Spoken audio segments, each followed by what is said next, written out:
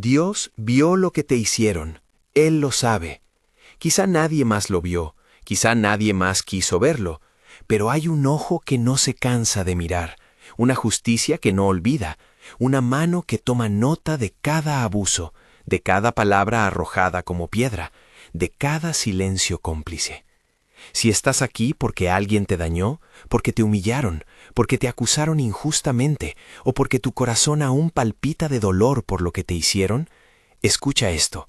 No estás invisible para Dios. Él vio, y Él mismo se encargará de hacer justicia.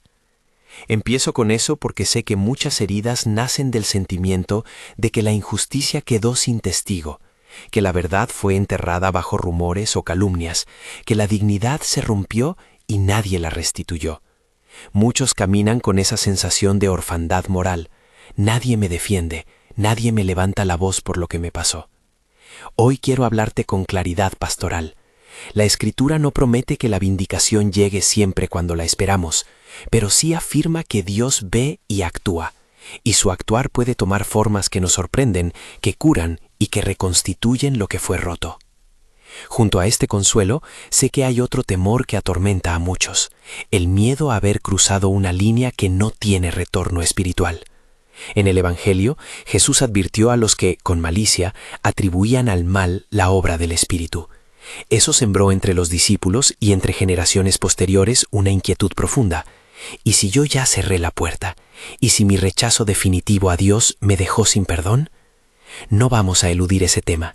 Hay verdades duras en la palabra y las vamos a mirar con honestidad y ternura. Pero antes de que el miedo te paralice, antes de que la sospecha de haber cometido el pecado imperdonable te desmantele la fe, escucha también esto. La preocupación sobre haberlo cometido suele ser la señal viva de que la gracia todavía te alcanza. Quédatelo conmigo un momento más. Hay caminos de restauración y hay también formas en que la justicia divina comienza a mover sus piezas, aun cuando todo parece perdido. Si esta palabra toca tu corazón y quieres seguir profundizando en quiénes se alejan de la gracia y por qué, quédate conmigo. Si te resulta útil, suscríbete al canal para que podamos acompañarnos en estas enseñanzas. Recordemos una escena que Jesús mismo planteó para enseñar estas cosas. Fue frente a una concurrencia, un hombre joven atormentado, la familia desesperada, la gente observando. Jesús interviene con autoridad y compasión. El muchacho queda libre, la atmósfera cambia, la multitud se maravilla. Pero no todos celebran. Algunos líderes religiosos ven la liberación y no la reconocen como obra del Espíritu. La interpretan de manera malévola y comienzan a murmurar, a decir que aquello viene de otro lugar. Jesús, que no busca la palabrería vana ni las opiniones que buscan destruir, responde con firmeza. No discute por orgullo, enseña por amor. Hay una línea entre el pecado común y una obcecación que se vuelve un rechazo deliberado y persistente de la obra de Dios. Piensa en la escena como un filme en tonos contrastados. El alivio del joven que respira por primera vez sin opresión. La mujer que llora de alivio. La gente que murmuraba y que ahora se calla ante el poder de Dios. Y en la sombra, unos pocos que, a pesar de la evidencia, deciden ver en la luz una artimaña. Esa decisión no surge por un mal día o por un error pasajero. Brota de un corazón que se cierra, que escoge ver la obra de Dios con ojos preconfigurados para negar, a pesar de las pruebas. Jesús lo señala. Es grave, es peligroso, porque no es solo no creer, es atribuir maliciosamente lo bueno a la fuente equivocada, con la intención de destruir. Al explicar esto, hay que ser precisos. El pecado que Jesús llamó tan serio, a menudo llamado la blasfemia contra el Espíritu, no es simplemente una duda que nos visita en la noche. No es una negación temblorosa ante el misterio. No es el de alguien que se equivoca, se arrepiente y vuelve. Es una postura sostenida, atribuir a las fuerzas del mal lo que Dios hace mediante su Espíritu, y además hacerlo persistente, con dureza de corazón y con la intención de impedir que otros reconozcan la obra de Dios. Es una cerradura que no se abre. Ahora bien, aclarado esto, que nadie confunda, la curiosidad que busca, la inquietud que duele, la lágrima que se derrama pidiendo reconciliación, son señales de que el corazón aún está abierto a la misericordia. Aquí es donde la pastoral debe hablar directo y con ternura. Si te preguntas, ¿he cometido ese pecado? Pregúntate antes, ¿me duele la posibilidad de haberlo hecho? ¿Quiero volver a Dios? ¿Siento remordimiento, deseo de reconciliación, necesidad de ser restaurado? Si tu respuesta es sí a esas preguntas, entonces no has cerrado la puerta de la gracia. El mismo impulso de preocuparte por tu relación con Dios es paradójicamente una factura de la gracia en el alma, la conciencia que sufre, el alma que no se consuela con la idea de estar irreparablemente perdida, habla de que la obra de Dios sigue llamando. Dicho esto, no minimizo el pecado ni su gravedad. Hay un peligro real en endurecerse hasta tal punto que se haga imposible el arrepentimiento espontáneo. La Biblia muestra ejemplos de corazones que, por repetición de rechazo y por una voluntad de cerrar el oído a la voz de Dios, llegan a un punto de no retorno.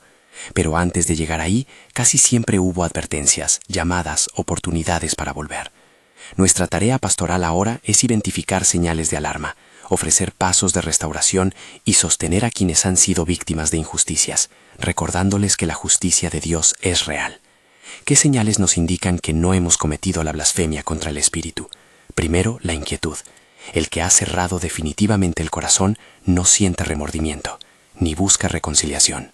Segundo, la atracción por la verdad. Si aún te interesa conocer más de Jesús, su palabra te llama y te mueves en esa dirección, eso es esperanza. Tercero, la capacidad de llorar por el daño hecho a otros o por la propia vida. La sensibilidad hacia el quebranto es antídoto contra la dureza. Y cuarto, el deseo de comunidad. Buscar hermanos, confesarse, recibir consejo espiritual, muestra que el corazón anhela sanidad, lo cual es incompatible con la blasfemia persistente. Ahora, caminemos hacia el otro lado del problema, la injusticia humana. Hay situaciones donde alguien sufre una calumnia, una humillación, un abuso, y en esos casos, la pregunta que arde es, ¿Dios lo ve? ¿Va a hacer algo? Desde la Escritura, la respuesta es clara. Dios ve y en su tiempo y de acuerdo con su justicia perfecta, actúa. ¿Cómo? De formas variadas. A veces la justicia divina se manifiesta como la convicción del culpable, su conciencia se despierta, o la comunidad que lo respalda lo confronta y hay arrepentimiento público. Otras veces, la justicia se expresa en la restauración de la víctima. La verdad sale a la luz, la honra es restituida, la persona recupera su posición. Hay ocasiones en las que la vindicación es más sutil. Dios permite que la verdad se consolide lentamente, que quienes difamaron queden expuestos por sus propias acciones.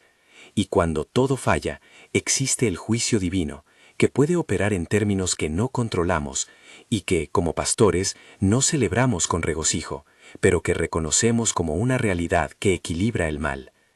No prometo aquí una venganza rápida ni un ajuste público inmediato. La justicia de Dios no se rige por nuestro tiempo. Sin embargo, sabemos que Él no olvida, anotó lo que te hicieron y está obrando.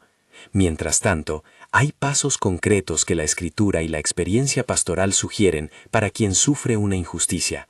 Conservar la calma en la medida de lo posible, buscar testigos que validen tu historia, documentar lo ocurrido, pedir ayuda en la comunidad de fe para que no te quedes solo, proteger la propia integridad física y emocional, y orar pidiendo discernimiento para los pasos a dar.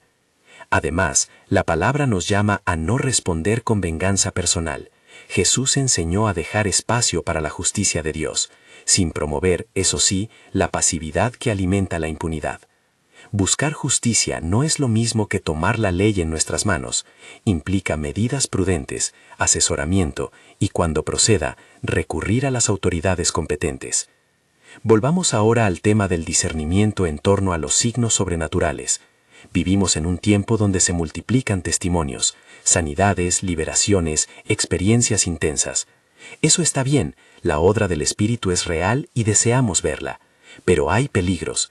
El primero es la ceguera que lleva a atribuir todo lo positivo a fuerzas espirituales sin criterio.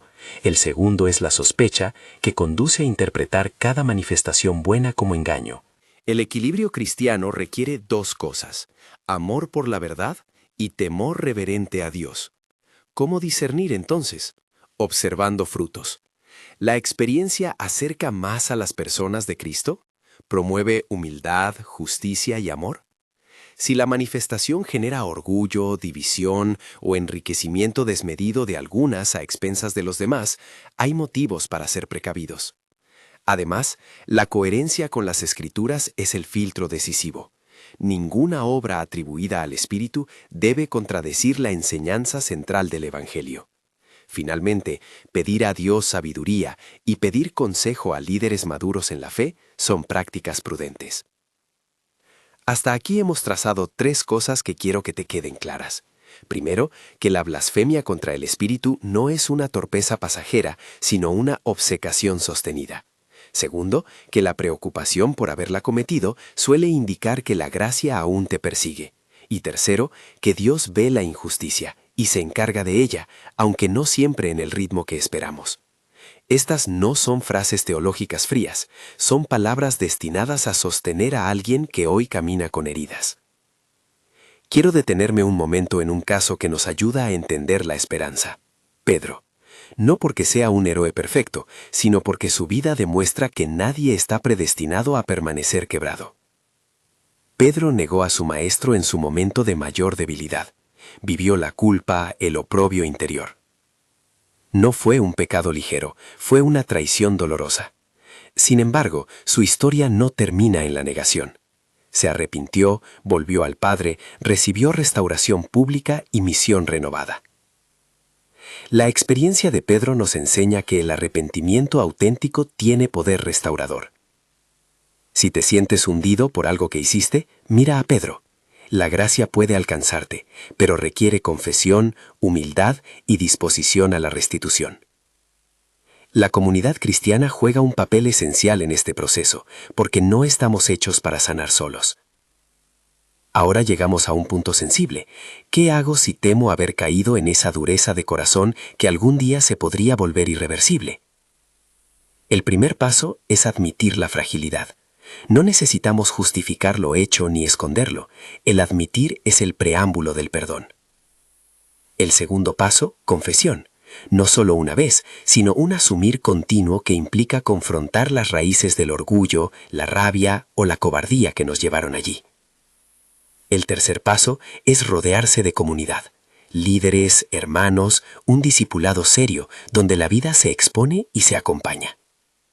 El cuarto, la práctica de disciplinas espirituales, la oración que responde a Dios, la lectura de la Escritura que renueva la mente, el ayuno que se orienta a romper ataduras. Y el quinto, la toma de medidas prácticas para apartarse de las ocasiones de caída. Cambiar de ambientes nocivos, limitar relaciones que alimentan la dureza, aceptar corrección con humildad. Mientras delineo estos pasos, sé que surge otra pregunta legítima. ¿Y si fui yo la víctima, cómo me sostengo mientras espero la justicia de Dios? A ti que fuiste agraviado te digo, no te conviertas en el instrumento de tu propia destrucción buscando venganza.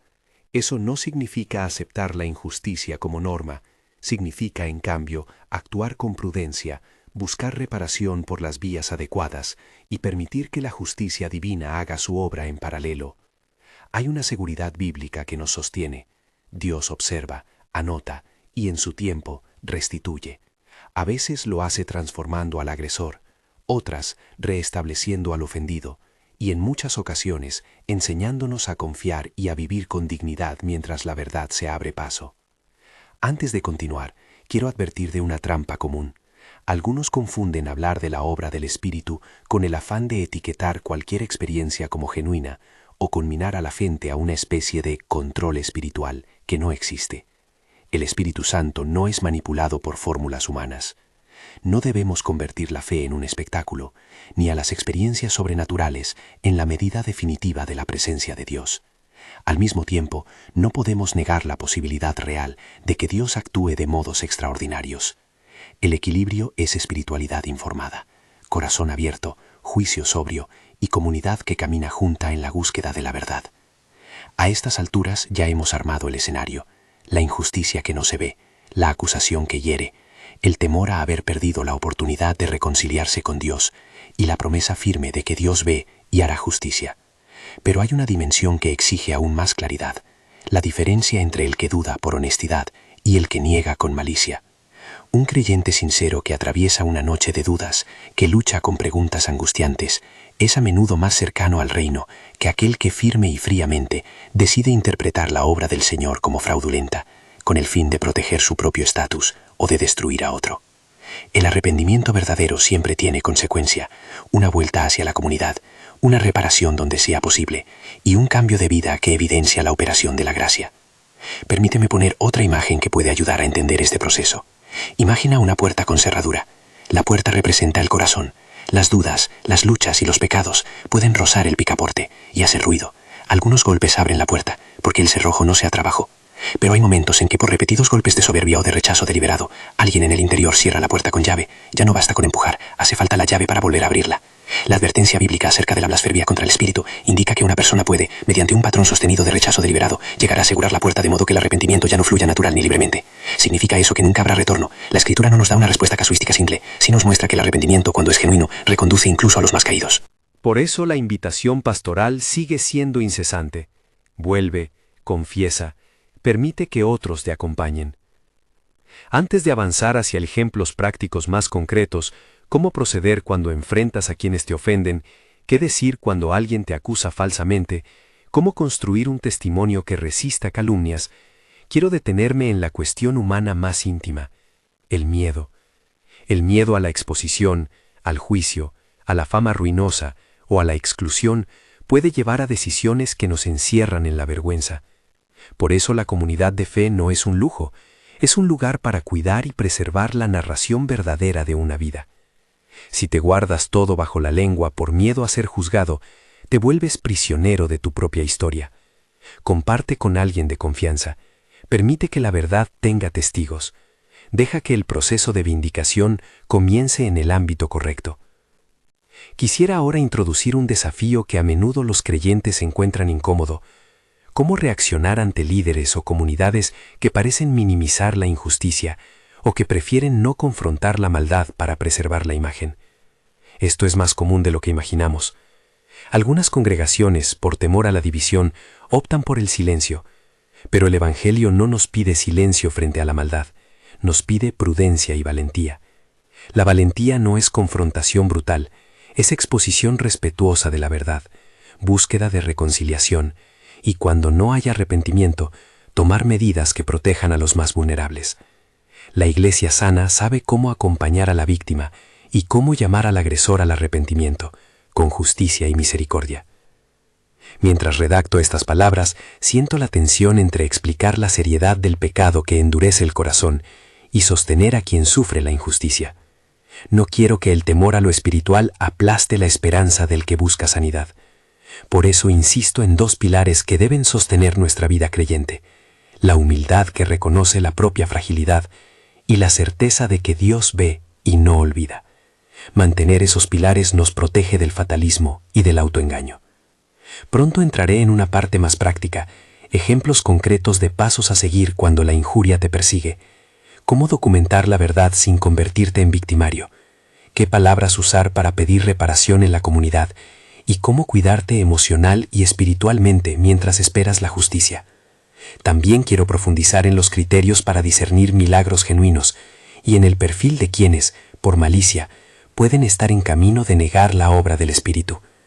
Pero antes de eso, necesito que interiorices una confianza que no es ingenua. Dios ve lo que te hicieron. Esa frase no es un consuelo barato. Es una promesa con antecedentes históricos y teológicos que sustentan la esperanza del oprimido. Permítame, para terminar este tramo, contarte un ejemplo ilustrativo que no pertenece a la Escritura, pero que resume la dinámica que estamos tratando. Imagina una pequeña comunidad agrícola donde Clara trabajó durante años con una fidelidad que nadie cuestionaba. De pronto, alguien cercano comenzó a sembrar calumnias. Se difundieron rumores sobre su integridad, se cuestionó su trabajo y en el curso de meses Clara perdió su puesto y su honra fue mancillada ante todos. Nadie en la aldea intercedió al principio, parecían más preocupados por evitar un conflicto que por restituir la verdad. Clara, herida, buscó refugio en una iglesia vecina. Allí encontró a unos que no aceptaron la calumnia como verdad absoluta. Reunieron pruebas, hablaron con testigos y la justicia local, al investigar de manera imparcial, descubrió la falsedad de las acusaciones. La restitución no fue inmediata, tomó tiempo, exposiciones, y el corazón vulnerable de Clara tuvo que aprender a confiar otra vez. Lo importante del relato es esto: aunque los hombres tardaron en ver la verdad, alguien observó desde el inicio. En muchos casos, Dios permite que la verdad salga a la luz a través de procesos humanos, testimonios justos, investigación honesta, la valentía de quien defiende al inocente. No es una garantía de ritmo, pero sí una garantía de resultado moral. La verdad no permanece enterrada para siempre. Termino este tramo con una invitación. Si estás herido, no calles tu dolor. Si temes por tu estado espiritual, no huyas de la luz. Si has pecado, confiesa. Si has sido agraviado, busca justicia con prudencia. Y mientras tanto, recuerda, Dios vio lo que te hicieron. Él no olvida. Él, en su tiempo y de mil maneras, trabaja para restituir lo que el mal intentó destruir. Hay, sin embargo, un punto oscuro que debemos abordar y que aún no he desarrollado por completo: la línea que separa el rechazo honesto del maligno y la manera concreta en que se manifiesta esa obcecación en la vida de una persona. También falta aún detallar los pasos prácticos para protegerse emocionalmente ante acusaciones públicas y los criterios bíblicos para discernir milagros genuinos. Vamos a entrar en esas cosas ahora, con más precisión y con ejemplos bíblicos y contemporáneos que te ayuden a aplicar esto en tu vida diaria. Pero antes de avanzar, quiero que sostengas esta verdad como fundamento. Aunque la sombra parezca larga y la espera dolorosa, la justicia de Dios no es una ilusión. Él vio lo que te hicieron. Él no permitirá que la maldad quede sin respuesta definitiva. ¿Cómo distinguir entonces entre la honestidad de quien duda y la malicia de quien se obceca? La línea no siempre es nítida a simple vista, porque ambos pueden pronunciar palabras parecidas, ambos pueden negar, preguntar o negar de nuevo, pero la diferencia esencial no está en la frase ocasional, sino en la trayectoria del corazón. El que duda busca luz, el que se obceca busca refugio en su propia opinión. El que está dispuesto a ser corregido acude a la verdad, aunque duela. El que ha cerrado la puerta teme la verdad, porque sabe que exigiría corrección y quizá pérdida de privilegios. En la vida real, eso se traduce en actitudes. Quien tiene apertura hará preguntas con humildad, mostrará inquietud por lo bueno y se someterá a la comunidad.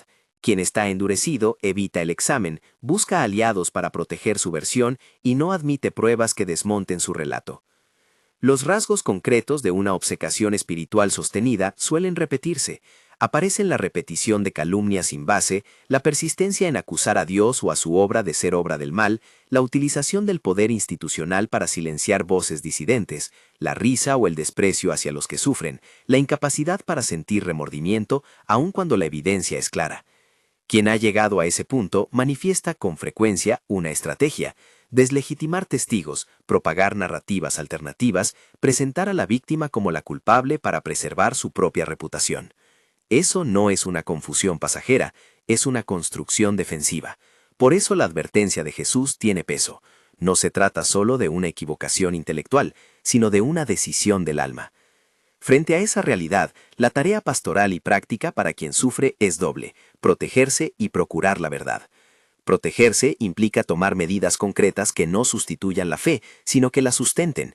No me refiero a despliegues espectacularmente agresivos, sino a pasos prudentes y sólidos. Conserva documentos, guarda fechas, consigue testimonios escritos de quienes presenciaron lo ocurrido, anota conversaciones y guarda correos o mensajes que evidencien el daño. Si la situación evoluciona hacia acoso, amenazas o daños tangibles, busca asesoría legal y protección profesional. No utilices la calle o las redes sociales como tribunal primero. El escándalo público puede agravar la herida y complicar procesos de reparación.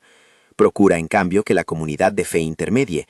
Pide que la Iglesia active sus procesos internos, que convoque a las partes responsables y que actúe con transparencia. La valentía de una comunidad se muestra cuando defiende al inocente y a la vez llama al arrepentimiento al culpable. Procurar la verdad también requiere sabiduría y modestia. Reunir pruebas, hablar con testigos, permitir investigaciones imparciales. Todo eso no niega la fe, sino que es parte de la responsabilidad. Hay situaciones en las que la restauración comienza porque alguien dentro de la comunidad decidió mirar con ojos de justicia y coraje. No es inusual que la verdad tarde en emerger, por eso la paciencia es un ingrediente espiritual. Pero la paciencia no significa pasividad cómplice, significa sostener la integridad mientras se actúa con prudencia y firmeza. Hay maneras de confrontar sin convertirse uno mismo en verdugo. Si vas a hablar con quien te hizo daño, hazlo acompañado, con testigos y con un propósito claro: obtener reconocimiento, reparar lo posible y poner límites. Evita entrar en dinámicas de escarnio público o de venganza emocional. Y si la otra parte no muestra apertura, solicita que la comunidad establezca medidas que protejan a los vulnerables y eviten que el abuso continúe. Una iglesia que ama verdaderamente no protege reputaciones por encima de personas. En paralelo a estos consejos prácticos, conviene no perder de vista el cuidado interior. La injusticia deja cicatrices que no siempre se ven en el expediente legal. Cuelgan en la memoria, en el sueño, en la confianza rota hacia el prójimo y hacia Dios. Por eso es fundamental buscar acompañamiento profesional y espiritual, terapia para procesar el trauma y pastores o consejeros que ayuden a trabajar la herida desde la fe. No ignores la ira o la amargura, atiéndelas con honestidad, porque si se enquistan, pueden convertirse en conductas que nos alejen de la comunidad y, en casos extremos, nos empujen hacia la dureza que advertimos en la Escritura. La recuperación incluye llorar, hablar, descansar y reconstruir la identidad que fue atacada. Volvamos ahora a la cuestión del discernimiento de lo sobrenatural. Vivimos en una época saturada de testimonios. Muchos son genuinos y fruto de la gracia. Otros, lamentablemente, son interpretaciones apresuradas o manipulaciones. ¿Cómo juzgar con justicia y con espíritu? Permítanme ofrecer criterios que no son fórmulas rígidas, sino orientaciones inspiradas en la palabra y en la prudencia. Primero, observa el fruto. Una obra que acerca a la gente a Jesús, que promueve arrepentimiento, humildad y servicio, está más cerca del espíritu. Si la supuesta manifestación produce orgullo, exclusión o dependencia de un líder carismático, hay motivos para preguntarse. Segundo, examina la coherencia con las Escrituras. Ninguna manifestación que contradiga el Evangelio puede ser aceptada como genuina. Tercero, pide evaluación comunitaria. El discernimiento no es solitario. Pide consejo a líderes maduros que te conozcan y que puedan mirar sin apasionamiento. Cuarto, valora el testimonio a largo plazo. Una experiencia que cambia a una persona para bien y se sostiene en el tiempo tiende a ser más fiable que un episodio efímero y espectacular. Quinto, cuida las finanzas. Si una supuesta obra del Espíritu va acompañada de presiones económicas o del enriquecimiento desmedido de ciertos líderes, activa todas las alarmas. Al mismo tiempo, hay que protegerse del otro extremo, la desconfianza que niega todo y relativiza la obra de Dios. No es sabio rechazar de plano todo fenómeno espiritual por miedo a ser engañados. El temor saludable debe llevarnos a buscar pruebas y guiar nuestra fe con criterio, no a cerrar el corazón a las maravillas que el Señor puede querer obrar. El equilibrio está en el amor a la verdad y la reverencia ante Dios. Ahora quisiera mirar de frente al que siente que su corazón pudo haberse endurecido. ¿Qué hacer si crees que has transitado un camino peligroso? Primero, reconocer y no minimizar. La negación es el terreno fértil donde la dureza se fortifica. Segundo, regresar con humildad a la fuente. Confiesa tu dureza a Dios y en su tiempo también a un hermano o a un pastor que pueda acompañarte. Tercero, solicita reparación cuando proceda. El arrepentimiento genuino siempre busca enmendar el daño. Restituir no es un trámite legal solamente, es un acto espiritual que evidencia la transformación del alma. Cuarto, cultiva disciplinas que desenrojeren el corazón. Ora sin fórmulas vacías, medita la Escritura con sinceridad, practica el ayuno con propósito de dependencia de Dios y sirve a los demás poniendo las manos donde antes hubo orgullo o indiferencia. Quinto, mantén rendición de cuentas. Un proceso de restauración rara vez ocurre en soledad. La comunidad es el taller donde el pecador se halla, se reprende y se reconstruye. Permíteme traer dos ejemplos bíblicos que nos ilustran esto: Pedro y Pablo. Pedro, que negó al Maestro, vivió la agonía de sus negaciones, pero su arrepentimiento fue visible, profundo y público. Jesús lo confrontó, lo restauró y lo comisionó nuevamente. La restauración de Pedro nos enseña que la ausencia de retorno no es inevitable. Pablo, antes llamado Saulo, persiguió a la iglesia con ardor, pero cuando se topó con la luz de Cristo, su vida se transformó radicalmente. Se convirtió en el mayor misionero del Evangelio. Ambos casos muestran dos cosas: la gravedad del pecado y la extraordinaria capacidad de la gracia para rehacer vidas. No son argumentos para frivolizar con el pecado, sino para sostener la esperanza. También conviene esclarecer la relación entre perdón y justicia. Hay quien teme que perdonar implique renunciar a la justicia. Otros creen que buscar justicia es incompatible con la misericordia. La Escritura propone una síntesis. El llamado es a no devolver mal por mal, pero sí a procurar la verdad y la reparación. Perdonar es un acto del corazón que libera al ofendido del peso de la venganza, mientras que pedir justicia implica gestionar las consecuencias legítimas del pecado según leyes humanas y normas comunitarias. Perdonar al agresor no siempre elimina la necesidad de que haya consecuencias por sus actos. Una iglesia responsable buscará reparar a la víctima y, si procede, apartará del servicio a quien ha causado daño hasta que haya un proceso de arrepentimiento y restitución. Pensando en la vida práctica, ofrezco ahora pasos concretos, en orden aproximado, para alguien que afronta una injuria gravísima. Primero, prioriza tu seguridad física y emocional.